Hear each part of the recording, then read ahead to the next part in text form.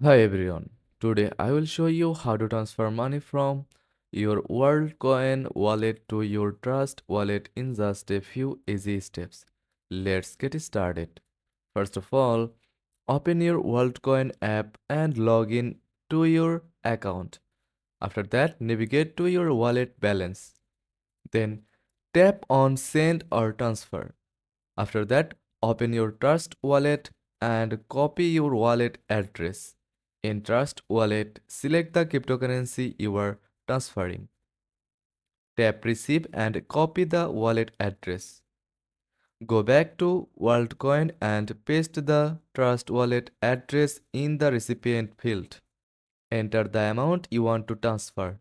Double check the wallet address and transfer amount to avoid errors.